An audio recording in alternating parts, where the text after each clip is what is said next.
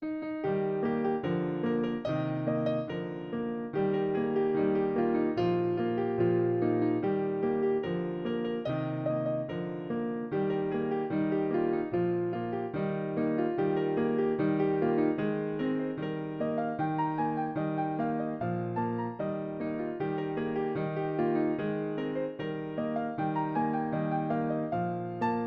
Friends, ಅಕ್ಷಯ ಪಾತ್ರೆ ಅಡುಗೆ ಮನೆಗೆ ನಿಮಗೆಲ್ಲರಿಗೂ ಪ್ರೀತಿಯ ಸ್ವಾಗತ. ಇವತ್ತು ಕೇಕ್ ಮಾಡೋಣ. ಕೇಕಲ್ಲೂ ವಿಶೇಷವಾಗಿ ಪೈನಾಪಲ್ ಕ್ರೀಮ್ ಕೇಕ್ ಮಾಡ್ತಾ ಇದ್ದೇನೆ. ಸುಲಭವಾಗಿ ಓವನ್ ಇಲ್ಲದೆ ಮಾಡುವಂಥ ಕೇಕು, ಜೊತೆಗೆ ಪೈನಾಪಲ್ ಮತ್ತು ಕ್ರೀಮ್ ಕೇಕು ಪೇಸ್ಟ್ರಿ ಮಾಡುವಂಥದ್ದು. ಇದೊಂದು ಸರಳ ವಿಧಾನದಲ್ಲಿ ಮಾಡೋಣ. ಈ ವಿಡಿಯೋ ನಿಮಗೆ ಇಷ್ಟ ಆಯಿತು ಅಂತಂದರೆ ಖಂಡಿತ ಒಂದು ಲೈಕನ್ನು ಒತ್ತೀರಲ್ವೇ. ಜೊತೆಗೆ ನಿಮ್ಮ ಅನಿಸಿಕೆ ಅಭಿಪ್ರಾಯವನ್ನು ಕಮೆಂಟ್ ಬಾಕ್ಸಲ್ಲಿ ಹಂಚಿಕೊಳ್ಳಿ. ಹೊಸಬರು ನಮ್ಮ ವಿಡಿಯೋ ನೋಡ್ತಾ ಇರೋರಾದರೆ ಅಕ್ಷಯ ಪಾತ್ರೆ ಅಡುಗೆ ಮನೆ ಚಾನಲನ್ನು ಸಬ್ಸ್ಕ್ರೈಬ್ ಮಾಡಿಕೊಳ್ಳಿ.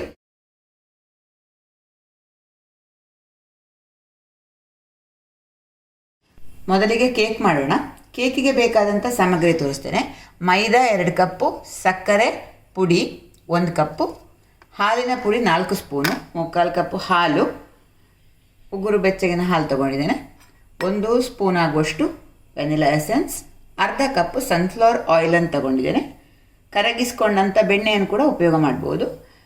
ಇದು ವಿನೆಗರ್ 2 ಸ್ಪೂನು, 2 ಟೀ ಸ್ಪೂನ್ ಸಾಕು. ಅರ್ಧ ಟೀ ಸ್ಪೂನ್ ಆಗುವಷ್ಟು ಅಡುಗೆ ಸೋಡಾ, 1 ಟೀ ಸ್ಪೂನ್ ಆಗುವಷ್ಟು ಬೇಕಿಂಗ್ ಸೋಡಾ, ಬೇಕಿಂಗ್ ಪೌಡರ್ ಹಾಗೂ ಚಿಟಿಕೆ ಉಪ್ಪು. ಕೇಕ್ ಮಾಡುವಾಗ ನಮಗೆ ತುಂಬ ಸುಲಭ ಆಗಲಿಕ್ಕೆ ನಾವು ಯಾವತ್ತು ಕೇಕಿಗೆ ಬಳಸುವಂಥ ಸಾಮಗ್ರಿಗಳ ಜೊತೆಗೆ ಕೇಕ್ ಮಾಡಲಿಕ್ಕೆ ಬೇಕಾದಂಥ ವಸ್ತುಗಳನ್ನು ಅಂದರೆ ಉಪಕರಣಗಳನ್ನು ರೆಡಿ ಮಾಡಿ ಇಟ್ಕೊಳ್ಬೇಕಾಗ್ತದೆ. ಇದು ಕೇಕ್ ಟಿನ್ನು ಉಪಯೋಗಿಸ್ತಾ ಇದ್ದೇನೆ. ಇದರ ಜೊತೆಗೆ ಇವತ್ತು ನೋಡಿ, ಇದಕ್ಕೆ ನಾವು ಗ್ರೀಸ್ ಮಾಡದೆ ಉಪಯೋಗ ಮಾಡುವಂಥ ವಿಧಾನವನ್ನು ಹೇಳ್ತೇನೆ. ಆಡಿಯವರ ಈಕೋ ಬೇಕ್ ನಾನ್ ಸ್ಟಿಕ್ ಲೈನರ್ಸನ್ನು ಬಳಸ್ತೇನೆ. ಇದು ತುಂಬ ಸುಲಭ. ಯಾಕೆ ಅಂತಂದರೆ ನೋಡಿ, ಈ ಥರ ಇರ್ತದೆ ಅದು ಪೇಪರು. ಇದರ ಕವರ್ ಒಳಗಡೆ ನಮ್ಮ ಕೇಕ್ ಟಿನ್ನಿನ ಅಳತೆಗನುಸಾರವಾಗಿ ಯಾವ ಸೈಜ್ ಬೇಕೋ ಆ ಸೈಜಿನ ಈ ಥರ ಲೈನರ್ಸ್ ಇರ್ತದೆ. ಇದನ್ನು ತೆಗೆದು ಜಸ್ಟ್ ಹಾಕಿದರೆ ಆಯಿತು. ನೋಡಿ, ಇಷ್ಟೇ. ನಾವು ಇದಕ್ಕೆ ಲೈನಿಂಗ್ ಏನು ಮಾಡಲಿಕ್ಕಿಲ್ಲ, ಗ್ರೀಸ್ ಮಾಡಬೇಕಾಗಿಲ್ಲ, ಏನಿಲ್ಲ. ಇದು ಕಟ್ ಮಾಡುವ ಅಗತ್ಯ ಇಲ್ಲ. ಸಾಮಾನ್ಯವಾಗಿ ನಾವು ಕಟ್ ಮಾಡಿ ಹಾಕಬೇಕಾಗ್ತದೆ. ಇದು ನೋಡಿ ಲೈನರ್ಸ್ ಸೈಜ್ ಇದರ ಅಳತೆಗೆ ಸರಿಯಾಗಿದೆ. ಇದು 7 ಇಂಚಿಂದು. ಈ ಥರ ಮಾಡಿ ಇಟ್ಕೊಳ್ಬೇಕು. ಇದರ ಜೊತೆಗೆ ನಾವೀಗ ಬೇಕಿಂಗಿಗೆ ಪ್ರೀಹೀಟ್ ಮಾಡಲಿಕ್ಕೆ ಪಾತ್ರೆಯನ್ನು ಕೂಡ ಬಿಸಿ ಮಾಡ್ಕೊಳ್ಳೋಣ. ನಾನು ತುಂಬ ಸುಲಭವಾದ ವಿಧಾನ ತೋರಿಸ್ತೇನೆ. ಗ್ಯಾಸ್ ಸ್ಟವ್ ಮೇಲೆಯೇ ನಾವು ಕುಕ್ಕರಲ್ಲಿ ಅಥವಾ ಪಾತ್ರೆಯಲ್ಲಿ ಬೇಯಿಸುವ ವಿಧಾನವನ್ನು ತೋರಿಸ್ತೇನೆ. ಓವನ್ ಬಳಸದೆ ಕೇಕ್ ಮಾಡೋಣ. ಇದಕ್ಕೋಸ್ಕರ ನಾನು ಯಾವತ್ತೂ ಬಳಸುವಂಥ ಕೇಕ್ ಮಾಡಲಿಕ್ಕೆ ಬಳಸುವಂಥ ಬೇಕಿಂಗಿಗೆ ಬಳಸುವಂಥ ಒಂದು ಪಾತ್ರೆಯನ್ನು ಬಿಸಿ ಮಾಡಲಿಕ್ಕೆ ಇಡ್ತೇನೆ. ಇದರೊಳಗಡೆ ಒಂದು ರಿಂಗ್ ಇದೆ. ಮೇಲೆ ಈ ಥರ ಕುಕ್ಕರ್ನ ಪ್ಲೇಟ್ ಇಟ್ಕೊಂಡಿದ್ದೇನೆ. ಆಮೇಲೆ ಮುಚ್ಚಳ ಮುಚ್ಚಿ ಇದನ್ನೊಂದು 10 ನಿಮಿಷ, 5 ರಿಂದ 10 ನಿಮಿಷ ಸಾಕು, ಮೀಡಿಯಂ ಫ್ಲೇಮಲ್ಲಿ ಬಿಸಿ ಮಾಡ್ಕೊಳ್ತೇನೆ. ಇದು ಹಾಲು ಸ್ವಲ್ಪ ಬೆಚ್ಚಗೆ ಮಾಡ್ಕೊಂಡಿದ್ದೇನೆ. ಉಗುರು ಬೆಚ್ಚಗಿರುವಂಥ ಹಾಲಿಗೆ ವಿನೆಗರ್ ಹಾಕ್ತಾ ಇದ್ದೇನೆ. ಹುಳಿ ಬರೆಸಲಿಕ್ಕೆ 1 ಸ್ಪೂನ್ ಹಾಕಿದ್ದೇನೆ. ಹಾಕಿ ಮಿಕ್ಸ್ ಮಾಡಿ ಈ ಥರ ಮಾಡಿದರೆ ಇದು ಮೊಸರು ಆಗ್ತದೆ. ಅಥವಾ ಸಾದಾ ಮೊಸರನ್ನು ಕೂಡ ನಾವು ಇಲ್ಲಿ ಉಪಯೋಗ ಮಾಡ್ಬೋದು. ಈ ಥರ ಕೂಡ ಮಾಡ್ಬೋದು. ವಿನೆಗರ್ ಇದು ಬೇಡ, 1 ಸ್ಪೂನು ಬೇಡ, 1 ಸ್ಪೂನ್ ಸಾಕು. ಈಗ ಮಿಕ್ಸ್ಚರ್ ರೆಡಿ ಮಾಡೋಣ. ಕೇಕ್ ಮಿಕ್ಸ್ಚರು ಮೊದಲಿಗೆ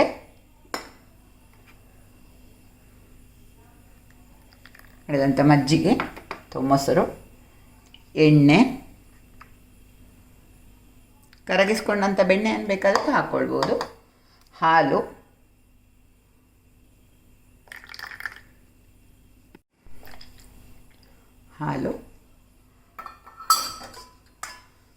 ಆಮೇಲೆ ವೆನಿಲಾ ಎಸೆನ್ಸ್ ಎಲ್ಲವನ್ನು ಹಾಕ್ಕೊಂಡು ಜರಡಿ ರೆಡಿ ಮಾಡಿ ಇಟ್ಟಿದ್ದೇನೆ. ಪಾತ್ರೆ ಎಲ್ಲ ಮೊದಲು ರೆಡಿ ಮಾಡಿ ಇಟ್ಕೊಂಡಿದ್ದೆ. ಈಗ ಮೈದಾವನ್ನು ಜರಡಿ ಹಿಡಿಬೇಕು. ಮೊದಲಿಗೆ ಮೈದಾ, ಸಕ್ಕರೆ ಪುಡಿ, ಹಾಲಿನ ಪುಡಿ. ಎಗ್ಲೆಸ್ ಕೇಕ್ ಮಾಡುವಾಗ ಹಾಲಿನ ಪುಡಿ ಹಾಕ್ಕೊಂಡ್ರೆ ಇದು ಮೃದುವಾಗಿ ಬರ್ತದೆ, ಚೆನ್ನಾಗಿ ಬರ್ತದೆ ಅಂತ ಹಾಲಿನ ಪುಡಿ ಹಾಕಿದ್ದೇನೆ. ಚಿಟಿಕೆ ಉಪ್ಪು, ಬೇಕಿಂಗ್ ಸೋಡಾ, ಬೇಕಿಂಗ್ ಪೌಡರ್ ಎಲ್ಲ ಸೇರಿಸಿ ಜರಡಿ ಇಟ್ಕೊಳ್ತೇನೆ. ಈಗ ಒಂದು ಸ್ಪೂನಲ್ಲಿ ಅಥವಾ ಸೌಟಲ್ಲಿ ಮಿಕ್ಸ್ ಮಾಡಿಕೊಂಡು ಹಾಲು ಬೇಕಾದರೆ ಸೇರಿಸ್ಕೊಳ್ಬೋದು. ಸ್ವಲ್ಪ ಹಾಲು ಸೇರಿಸ್ತಾ ಇದ್ದೇನೆ.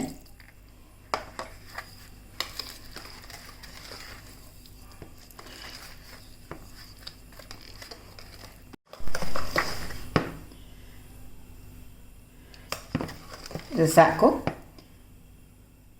ಜಾಸ್ತಿ ಓವರ್ ಮಿಕ್ಸ್ ಮಾಡಬೇಕಾಗಿಲ್ಲ. ಈಗ ಇದನ್ನು ತಟ್ಟೆಗೆ ಹರಡಿ ಬೇಕ್ ಮಾಡಿದರೆ ಆಯಿತು.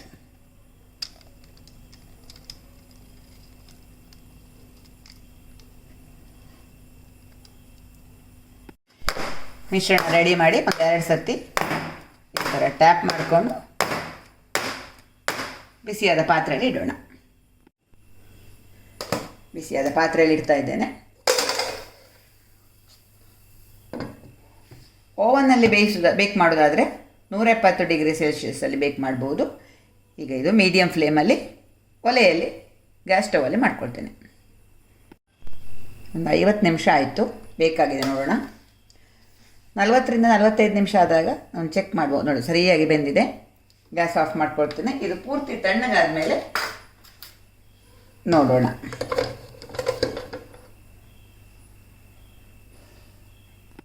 ಕೇಕ್ ತಣ್ಣಗಾದ ಮೇಲೆ ತೆಗಿಬೋದು.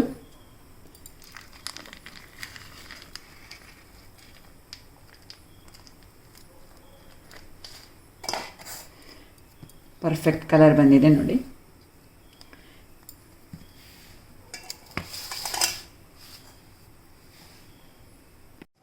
ಈಗ ಕೇಕು ಪೂರ್ತಿ ತಣ್ಣಗಾಗಿದೆ. ಈಗ ಇದಕ್ಕೆ ಐಸಿಂಗ್ ಮಾಡೋಣ.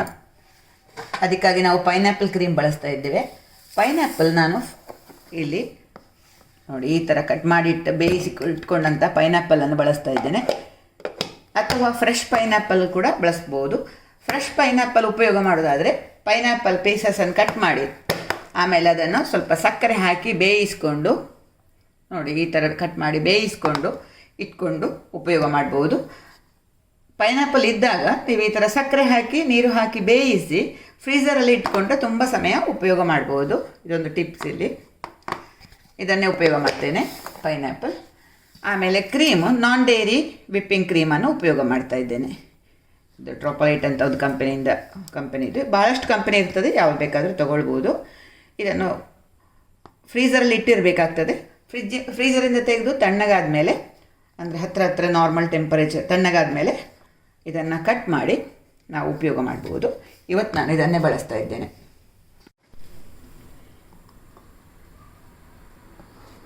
ಕ್ರೀಮನ್ನು ಎಷ್ಟು ಬೇಕೋ ಅಷ್ಟು ಒಂದು ಬೌಲಿಗೆ ಹಾಕ್ಕೊಂಡು ಇದನ್ನು ಬೀಟ್ ಮಾಡಬೇಕು.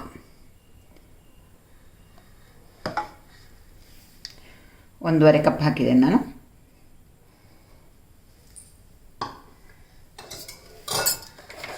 ಬೀಟ್ ಮಾಡಲಿಕ್ಕೆ ಮಿಷಿನ್ ಉಪಯೋಗ ಮಾಡ್ಬೋದು, ಇಲ್ಲಾಂದರೆ ಈ ಥರ ವಿಸ್ಕಲ್ಲಿ ಕೂಡ ಬೀಟ್ ಮಾಡ್ಕೊಳ್ಬೋದು. ಇದು ತಣ್ಣಗಿರಬೇಕು ಸ್ವಲ್ಪ ಕ್ರೀಮು.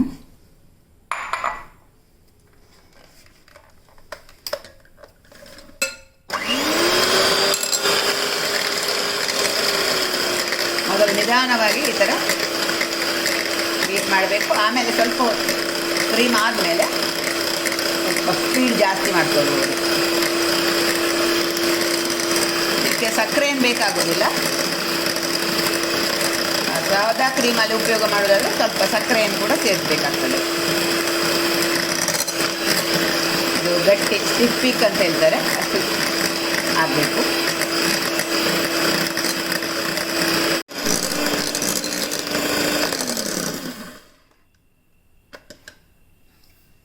ಈ ಥರ ಆದರೆ ಸಾಕು. ಫುಲ್ ಗಟ್ಟಿಯಾಗಿದೆ.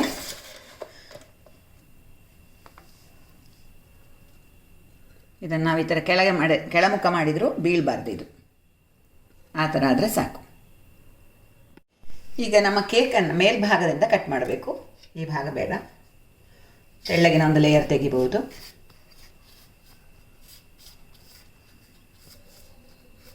ಇದು ಪೂರ್ತಿ ತಣ್ಣಗಾದರೆ ನೋಡಿ ಈ ಥರ ಸಾಫ್ಟಾಗಿ ಇರ್ತದೆ.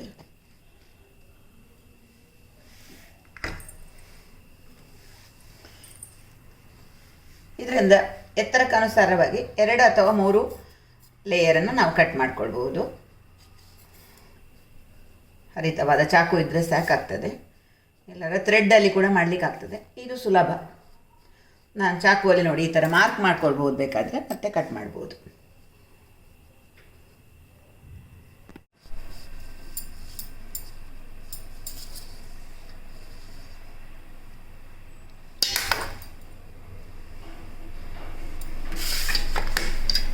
ಈಗ ಇನ್ನೊಂದು ಕಟ್ ಮಾಡ್ತೇನೆ ಭಾಗ. ಕೇಕ್ ತುಂಬ ಸಾಫ್ಟ್ ಆದರೆ ಅದು ನಮಗೆ ಈ ಥರ ಕಟ್ ಮಾಡೋದು ಸ್ವಲ್ಪ ಕಷ್ಟ ಆಗ್ತದೆ. ಕೇಕ್ ಮಾಡುವಾಗ ಸ್ವಲ್ಪ ನೋಡಿಕೊಂಡು ಮಾಡೋದು ಒಳ್ಳೆಯದು. ಕ್ರೀಮ್ ಹಾಕುವಾಗ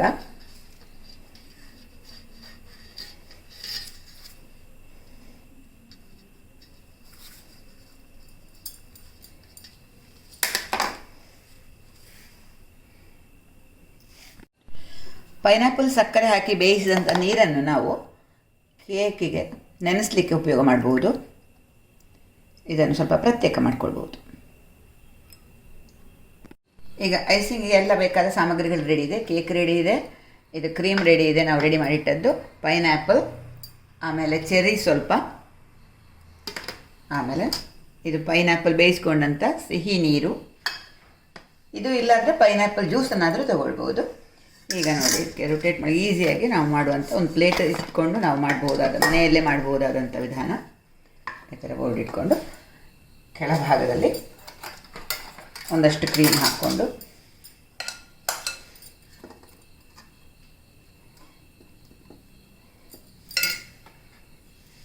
ಇದನ್ನೇ ಹಾಕ್ತೇನೆ. ಇದ್ರ ಮೇಲ್ಗಡೆ ಸ್ವಲ್ಪ ಸ್ವಲ್ಪವಾಗಿ ಪೈನಾಪಲ್ ಜ್ಯೂಸು ಅಥವಾ ಪೈನಾಪಲ್ ಬೇಯಿಸ್ಕೊಂಡಂಥ ನೀರನ್ನು ಹಾಕ್ಕೊಳ್ಬೇಕು.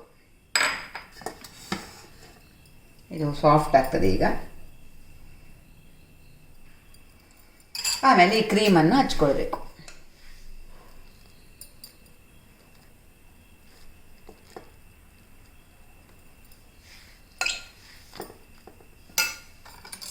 ಚಾಕುವಲ್ಲಿ ಸ್ಪ್ರೆಡ್ ಮಾಡ್ಬೋದು.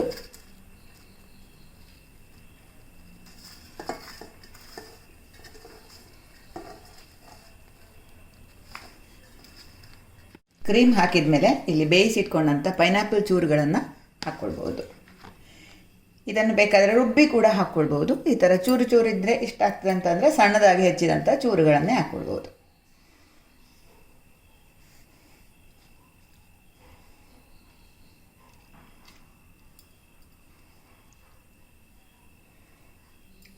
ಹಸಿ ಮಾತ್ರ ಹಾಕಬಾರ್ದು ಅಷ್ಟೆ. ಇದರ ಮೇಲೆ ಇನ್ನೊಂದು ಲೇಯರನ್ನು ನಾವು ಇಟ್ಕೊಳ್ಬೋದು.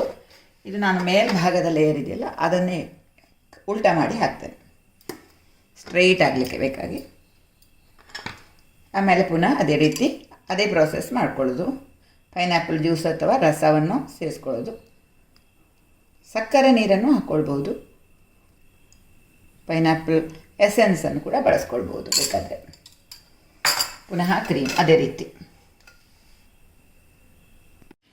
ಈಗ ಇನ್ನೊಮ್ಮೆ ಪೈನಾಪಲ್ ಪೀಸಸನ್ನು ಪುನಃ ಹಾಕ್ಕೊಳ್ಳೋದು.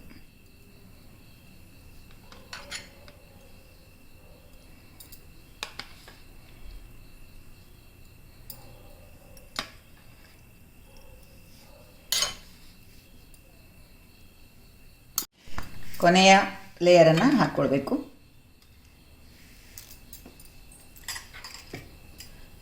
ಇದಕ್ಕೂ ಅದೇ ಥರ ಜ್ಯೂಸ್ ಮತ್ತು ಕ್ರೀಮನ್ನು ಹಾಕ್ಕೊಳ್ಬೇಕು.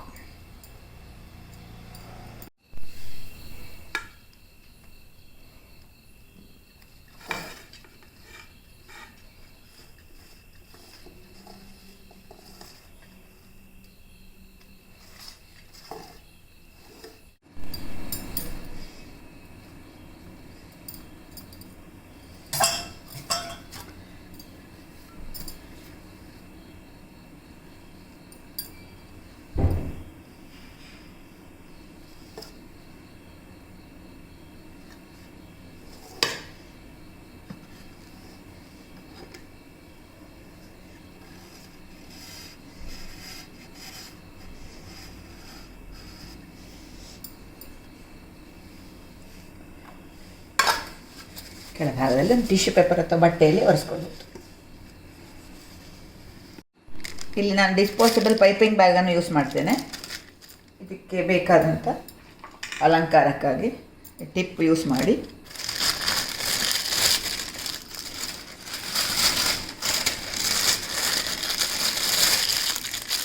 ತುದಿ ಭಾಗ ಕಟ್ ಮಾಡ್ಕೊಳ್ಬೇಕು. ಇದಿಲ್ಲ ಅಂತಂದರೆ ಹಾಲಿನ ಕವರೋ ಆ ಥರ ಲಪ್ಪ ಪ್ಲಾಸ್ಟಿಕ್ ಕವರೋ ಯೂಸ್ ಮಾಡ್ಬೋದು, ತೊಂದರೆ ಇಲ್ಲ. ಈ ಥರ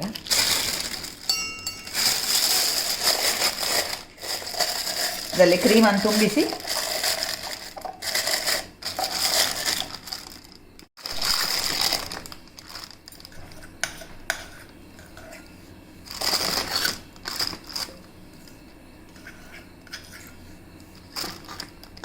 ಇದಕ್ಕೆ ಫುಡ್ ಕಲರ್ ಬೇಕಾದರೂ ಹಾಕ್ಕೊಳ್ಬೋದು.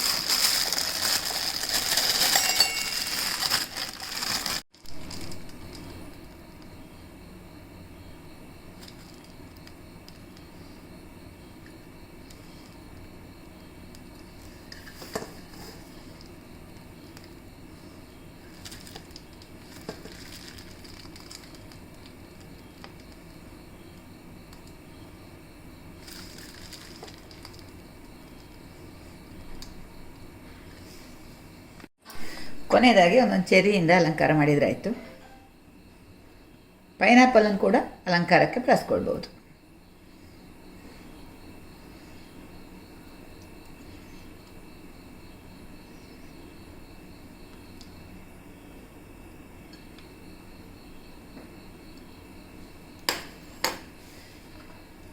ಪೈನಾಪಲ್ ಪೀಸಸನ್ನು ಅಲ್ಲಿ ಜೋಡಿಸ್ಕೊಳ್ಬೋದು.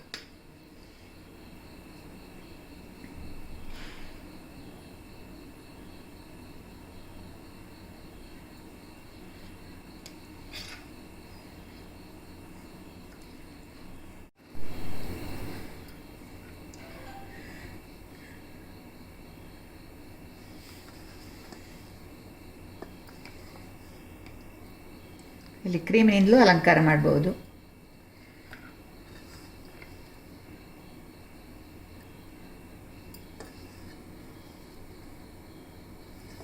ಸಿಂಪಲ್ ಆದಂಥ ಪೈನಾಪಲ್ ಕೇಕ್.